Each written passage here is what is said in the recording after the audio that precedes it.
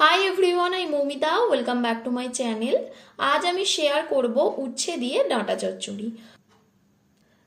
তো এর জন্য প্রথমে একটা ফ্রাই প্যানে দিয়ে দিচ্ছি 1 চা চামচ সর্ষের তেল। তেলটা গরম হয়ে এলে দেব 50 গ্রাম বড়ি। বড়িগুলোকে এবার 3 থেকে 4 মিনিট মিডিয়াম হিটে একটু লাল করে ভেজে নিতে হবে। বড়িগুলো ভালো করে ভাজা হয়ে গেছে, এবার তুলে নেব।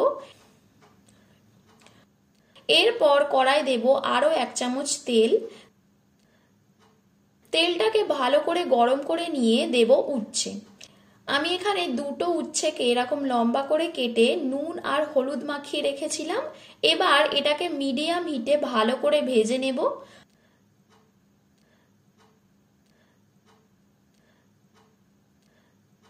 পাঁচ থেকে 6 মিনিট পর ভালো করে উচ্ছেগুলো ভাজা হয়ে গেছে, এগুলোকেও তুলে নেব। এরপর কড়াই আরো 1 চামচ তেল দিয়ে তেলটাকে গরম করে নিয়ে দিচ্ছি একটা শুকনো লঙ্কা আর সামান্য গোটা জিরে। এগুলোকে কয়েক সেকেন্ড ভেজে নিয়ে দেব দুটো আলু। আলুগুলোকে একটু লাল করে ভেজে নিতে হবে। আলুগুলো ভাজা হয়ে এলে দেব সামান্য জল। এরপর দেব 1/2 চামচ নুন, 1/2 চামচ হলুদ গুঁড়ো, 1/2 চামচ লঙ্কা গুঁড়ো আর 1/2 চামচ ধনে গুঁড়ো। এবার মশলাগুলোকে লো হিটে অল্প অল্প করে জল দিয়ে কষে নেব।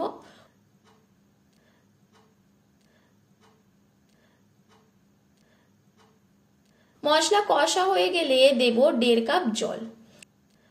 এরপর জলটা ফুটে এলে 10 মিনিট ঢাকা দিয়ে লো হিটে আলুগুলোকে সিদ্ধ করে নেব। 10 মিনিট পর আলুগুলো 50% সিদ্ধ হয়ে গেছে। এবার দেব 250 গ্রাম ডাঁটা। ডাঁটাগুলোকেও মিশিয়ে নিয়ে আরো 10 মিনিট ঢাকা দিয়ে সিদ্ধ করে নেব।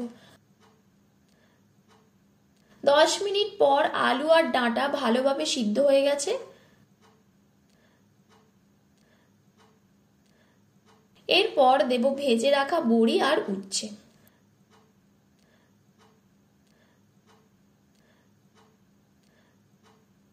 এগুলোকেও মিশিয়ে নিয়ে আরো 5 মিনিট ঢাকা দিয়ে রান্না করে নেব। 5 মিনিট পর এটা তৈরি হয়ে গেছে, একটু শুকনো শুকনো হয়ে এসেছে। এবার নামিয়ে নেব। তো দেখো, খুব সহজেই হয়ে গেল ডাঁটা চচ্চড়ি। তো রেসিপিটা ভালো থাকলে ভিডিওটিকে লাইক ও শেয়ার করে দিও। আর তোমরা কমেন্ট করে জানিও আর কি কি রেসিপি চাও। আর চ্যানেলটিকেও সাবস্ক্রাইব করে দিও।